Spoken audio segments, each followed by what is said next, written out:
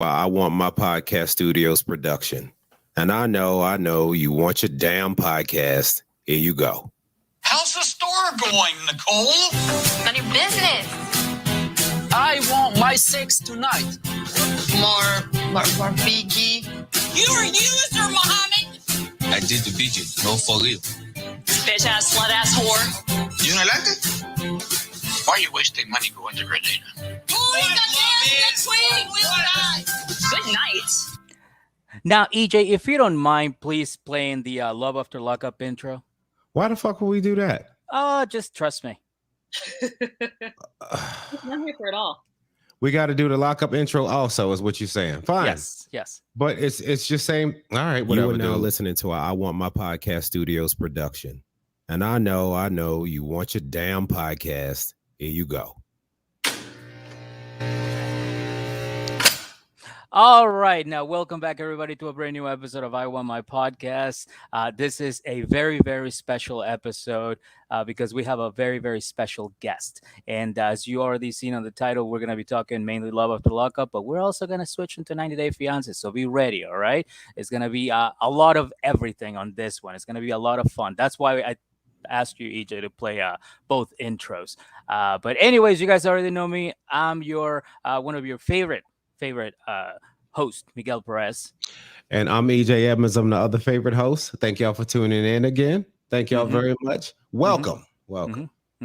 And of course, the very special guest that we have here today is somebody that we've been trying to schedule for like the longest time. And for some reason, and by some reason, I mean, I fucked up a lot. We just haven't been able to have her on until today. So very, very excited that she's here. So guys, please give a warm welcome to the lovely Wah. Hi. Hey, everybody. My name is Wahima, but just call me Wah. Boom. Wow. She's got a very, very popular YouTube channel. It's Just Call Me Wah, and she recaps reality shows. I met you through Clubhouse, right? Yeah. And that's how we started. Yeah, during the pandemic, and then there was like a 90 Day Fiancé room, and I jumped in. I feel like we had like a standing appointment every Sunday where we would just talk the most shit about 90 Day Fiancé. It was a lovely time. It was probably the best part about the entire pandemic for me, to be honest with you. Clubhouse? Yeah. Clubhouse, yeah, you missed out on it because you decided to not have an iPhone. No, I can't do iPhones, man. I tried twice, man. I had to give up. Oh no, green bubble. See, thank you. She gets it. It. Androids are for washed people. I know that, but that's not the point. Like, you get what I'm saying? Like, it should be like it didn't have it on there, and I was not switching to an iPhone just for some Clubhouse. So I was like, I'm good. It was popular. Good, it was popular back then. But yeah, we talked a lot about 90 Day Fiancé, but now today we're going to be talking about a lot about Love After Lockup, which is pretty much one of our favorite shows right now for EJ and myself. That's my favorite show. Yeah, Lockup is so dope. It really is. Yeah. It is. It really is. Like, yeah. It is. It's a trashy trash show, and it doesn't get any better. I mean, Matt Sharp gives us a gambit of of shows, right? We have 90 Day Fiancé, we've got Love After Lockup, and there's like this inmates situation that's happening that everybody wants me to watch, and I'm here for it all. I haven't watched the roommate one yet, but I feel like you can't go with Matt Sharp you can't go wrong with Matt Sharp Entertainment. No. That has to be a soulless person on the other end of that production. That's all I'm saying. They do the most. Love After Lockup don't care. I imagine this is what I imagine Matt Sharp's house looks like. A really dark cave in like the mountains of like Virginia. Just like deep down, like fucking, like all the way down, super deep, no light, and then just like a coffin. I feel like he's got like animals hanging on the wall too, like rare animals that weren't extinct until he started hunting them. Yeah. And then it's just like the degenerates. It's like a Joe Rogan. It's like it's just like Kevin Samuels. It's like a whole hellhole of just toxic behavior. And he's just like I mean, he brought us a 7-month-old pregnant woman smoking a vape. You know what I'm saying? Like, we just That happened. where else can we see that kind of trash? Yeah, when you think about the ridiculousness that happened on this show, like somebody that has to come from somebody with a really dark heart. Yeah. Yeah. Yeah. You know what I'm saying? And, Like we always joke that I'm sure like whoever like the people who put this together, the producers, the camera people, they have to go to therapy after the season's over to get ready for the next season. There's no they way. have to. They're have to. shameful. They have no shame. Some of the stuff that they do is like crazy. Sometimes I'm like, oh, why are you running behind this person? Is this an episode of Cops? And then like the times that they choose to intervene, you're like, no, I would like to see that. Kevin, stop. I'm like, don't tell him to stop now. Yeah, we here. We out here. Let's go. Oh my God. Like when that punch happened, right? When he like knocked out the other dude. When he knocked a pussy ass out? Yeah. Puss ass, yeah. I was watching that shit. I was like, is this okay? Is like I'm like looking around my house like do I write an email? Like who do I talk to? He just got knocked out. That's what's supposed to happen. Mig, we say this every single episode. We do a Love After Lockup. We TV does not give a fuck. Okay. Yeah. We actually came up with what we think is on the actual contract. Yes, tell me. EJ, you want to tell her what like the contract actually reads? It's basically a contract that says we do not give a fuck about your life. Sign here. That's all it is. I mean, it's such an honorable thing for Kevin to have said what he was going to do and then did it with such accuracy. I mean, he said, I'm going to knock you out. And then he proceeded to knock him out. How often do we get such follow through on a show like this? How often do we see a mastermind like Kevin gaslight so many women in his vicinity? I mean, this man, somebody will tell him he's doing something and he will act like it not only did it not happen, but he's also blind and cannot see. Therefore, he did not do it. And he's just going to suck out the situation and let you tell him what you thought happened. And he's just going to like ping pong, just like bang, bang. Oh, that's what it is. Yeah, you've seen it. You remember when he was about to go do some shit he wasn't supposed to do. He was like, well, she probably doing some bullshit anyway. Yeah. He's like, this crazy. That was my favorite part right there. Yes, Caitlin, you are absolutely right. They replayed it a dozen times at the beginning of the season, and they keep replaying it every time. Sometimes I'm like, we're talking about Deontay. Why are we playing this again? Because y'all need to see it. All right, so they're vicious. Real ass question: Who had a better punch? Was it Brittany or was it Kevin? Brittany Santiago. This is what happened. Because that one came out of nowhere. That was one of those like a butterfly joints right there. That was a sting like a bee. Like that was good. She's stone cold. Like she was like, listen, for the last 4 years, I have gotten my shit together. But what you're not gonna do is make me feel dumb for trusting. So I'm gonna knock everybody out. I mean, the way she pushed her to the ground afterwards was like top tier bully behavior, top tier psychopath. Like you didn't even see it coming because that's how cold I am. I said, oh, we're not to fuck with Brittany. And they also, I feel like it's like we've never had a true like punch hit until Kevin. And after that, they were like, okay, guys, we need more. Yeah. Who's going to shock the most? You know what? It's the one who's actually doing well, Brittany. Do you think there's going to be more punches now that Kevin's thing went over so well? Absolutely. Oh, yeah. Somebody's getting knocked out every fucking season. Guaranteed. Are they going to land? Who knows? But they're going to try to have somebody go. And then the producers are going to be like, no, stop. Brittany, stop. It's like that. You seen that little raggedy ass old dude they had trying to break Brittany and what's her name again? Amanda. Them two up. Yeah. Like, what the fuck was this dude going to do? He going to get knocked out too. Yeah. It's like that joke by Kevin Hart where it's like when a dad stays home and he like supervises the kids. And he like doesn't really stop. He's just like he just yells like, "Hey, stop! Yeah. Stop that! You better not be in that toilet." That's it. That's all the producers and all the people in there, the PAs and everybody. That's what they do whenever they see a fight coming. Remember, it happened with Ty, Hottie's girl. Oh God, Ty with her titties everywhere, like in Boston. Yo, I like Ty, dude. I You know, know. This, she is a different kind of ratchet. she came into the comment section because I was talking about her. I was like, that woman is not 37. La, la, la, la. Oh, wow. There is Comment section. And I said, Ty, no. You cannot breach this. This is a cast free zone. I don't want to hear from the cast trying to make me feel bad. Like, I'm commenting on the shit that you put out on TV, acting up. Yeah, Yeah, don't be yeah. playing on her live. That's all she's saying. Yeah. Yeah. Stop playing on her live. Yeah, dude. Right now, by the way, I don't know if you know this, well, but right now in Ty's office, there's a picture of you with all kinds of details. She's gonna get to you at some point. Yeah, she's organized. That woman is organized. Yo, she got a picture of Boston with "I'm wifey ho" written under it. I'm Like, wifey. you know what I'm saying? I mean, this like, come meet me at my job so I can fight you. Is this the oddest choice from any woman who has children and like some kind of decorum? She's the best. I If really she do work at a admire her. fucking funeral home, Yeah. That's the best man. part.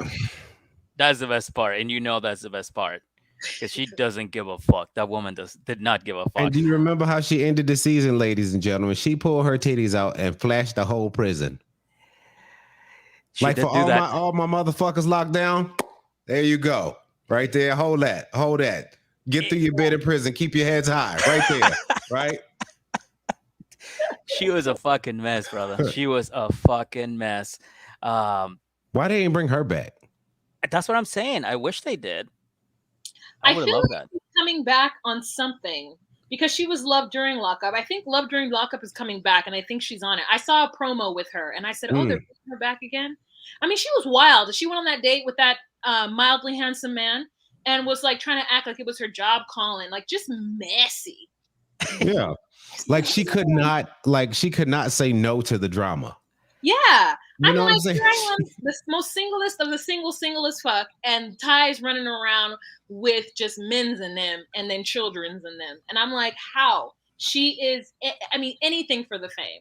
Anything for it. Were you just as shocked as I was when she pulled out a different cell phones and then she like had like a chart of inmates and everything, and she was like a fucking like a scout for a sports team. Yeah, I think that she should work with Indy's mother. Like, there should be a spinoff where it's Ty and Indy's mother just like finding folk, cuffing them. She's showing her titties so that they come. Yeah, like, she baits them, she reels them in, and then Indy's mother handcuffs. Yeah, shout out to Yolanda. She's been my favorite person this whole fucking time I've been recapping shows. Yolanda. Yes. Yolanda has been quite Man. amazing. I mean, she came ready. They came ready for this reality show. And I appreciate, if anything, I appreciate her professionalism. What? Professionally? All right. Wait, what? Wait a minute, because your daughter gets on a show, right? Yeah. Like Love After Lockup, and you, for whatever reason, they gave her whole segment about being a bondswoman or whatever, and she came ready, just like ready with the content. That's what I'm talking about. Is the professional? I'm seeing it from like an actor perspective. Okay. Like, sometimes you get people on the show and they act like they ain't on a show, like they ain't here to entertain, and like. I feel like Yolanda, as a supplementary character, was like, "Oh, you gonna take this whole family? Okay, I'm gonna get me a spinoff." Yep, she would, and she would. I'll give her one. Yolanda and who should we pair her with though? Who would you pair her with? Like it'll have to be her. Like it would be Yolanda and Nika. I do Yolanda and Nika. Nika's bad. Andy's mama and Deontay mama. Yeah. On the show. Yeah. That would be good. Yeah, just black women with bad makeup. But I'm here for it. Stop the damn bus. That's right. Stop the bus and stop the damn bus. Here's the truth. They've raised some idiots, right? Like, yeah. Yes. I mean, facts. Yeah. For the longest time, I was. No, I was. Go ahead, AJ. Go ahead. No, I was just saying the proof is right there. We've seen them. We recap them every fucking week. We know they're idiots, right? It's insane. And listen, for the longest time, I try to be nice about it. I try not to say that they're stupid or idiots, I would call them dreamers. They're dreamers, or they're what was the other one? I forgot the other one, but Well, dreamers, that's what we use for dreamers. there was Yeah. another one. There was another one. I forgot the name of it. Characters. No, that's for racist. Yeah, Um, that's characters. forgot the thing about it. But anyways, I was It'll just come trying us to, eventually, yeah, I was just trying to say something nice. But then after the shit that they pulled, you can't really just, I just couldn't pull back anymore. I was like, oh my God, you're really stupid. Like it's getting to that point, and I'm trying really hard to just be nice about it. But God damn, they make it really hard. Yeah. No, really we tried hard. for the first couple of because we started recapping Love After Lockup at the beginning of season 3. Tell me Right. who was in it. I don't. The seasons are all messed up with Love After Lockup. They don't know how to like. Oh, beginning of season 3 was like 900 episodes ago because season Yeah. 3 had about 80 of them, right? They don't know how to. They don't know how to like label these episodes. It's like a Love After Lockup, Life After Lockup, season 4, and then I think there's like 10 episodes in Life After Lockup of the Love After Yeah. Lockup Mhm. previous. It's like just break it up. When we started, it was just introducing Sean for the first time. Sean was brand new.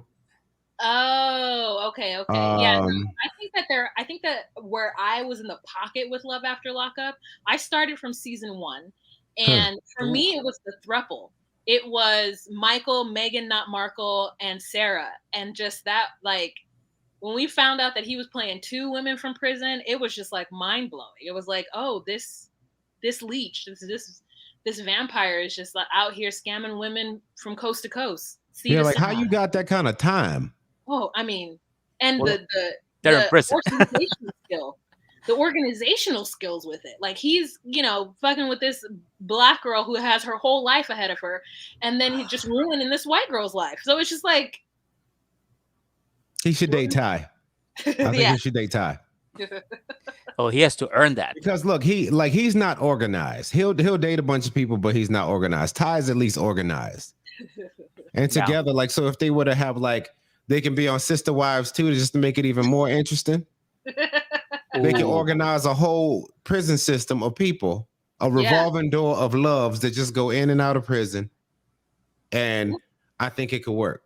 And speaking of Sister Wives, like we could do a whole like a transfer. I want Tasha. I don't know if you watched this last season, but I want Tasha and Sidian on 90 Day Fiance for bringing over Ariel. Could you imagine? Did you guys watch? Do you guys watch it? Yeah. It would be 90 Day Fiance / polygamy. I mean, we're doing it. I'm telling you. See, this is what I'm fucking talking about right here. We should just sit down and come up with ideas, because like honestly, EJ and I, we would love to write for Matt Sharp. We can come up with so many great ideas, and honestly, I can honestly like separate my personal life from anything else, and I feel like I can just go out there and produce some of the best fucking shows ever for him. Like I'll just give me a couple, and I'll give you the messiest fucking storyline. Yeah. I will. Some of the shit we end up coming up with be so ridiculous. Be like, that would be beautiful TV. Yes. Mm-hmm. Yeah. Mm-hmm. And of course, you have some fucking great ideas too. I mean, you just literally came out with a show all by yourself. Yeah, 90 Day Polygamy. Let's get it done. 90 Day Polygamy. I think we need to reach out to them. That's what we've been doing. We've been shooting our shot with them motherfuckers for like 3 years now. They're gonna hear us one day. They have to. They have They're gonna to. hear us one day. That's what we say. Yeah. Yeah. But what? Let me ask you this too. What do you think about Chance and Taylor? Do you like them as a couple, or? I mean, I think that in a couple where Taylor is the one making the better decisions, this is already going down the train. Like I didn't watch Taylor's first season, so I don't know the backstory. I just know that he didn't want Bobby living there for obvious reasons, right? And I think that he was right for not wanting that, obviously, because of actually what happened and how much trouble, Bobby could have put them in. But I just think that his spending habits right now, like I'm sorry, sir. I know that you just spent 8 years in prison, but you just can't come out getting credit cards. When he mentioned that he got another credit card and put $50 on it, and that's another 50 points, I said, who was giving me? That's not how that works. No, he said, yo, you don't understand credit. You don't understand it Like at who, all. yeah, like who gave you that credit card? Like, is it the Destiny Bank where Yeah. they do the math for you? They're like, well, let's see, a wedding's 20,000, a ring's 10,000, the sky is blue, that's 30,000. Yeah, we're gonna give you a credit of $90,000. Yeah, he's out of control, and he's making these decisions behind her back. Like I think under the guise of like, wanting to have a better life for her, but really it's for him. It's for him to like show that now that he's sober and now that he's out, that he's gonna live the American dream. And like when he said that he spent $3,000 on rims, I said, listen, I'm out. Who does that in 2023? I mean, Or listen, 2022, excuse me. Who does that? he was like, it's 2003, bitches. Okay, motherfuckers. Like He I'm has some gonna spinning rims and I'm gonna shit. put rims, gator boots with the pimped out Gucci Gucci suit. suit. Ain't got no No job. job, but I stay fly. Fuck yeah. I love the big timers.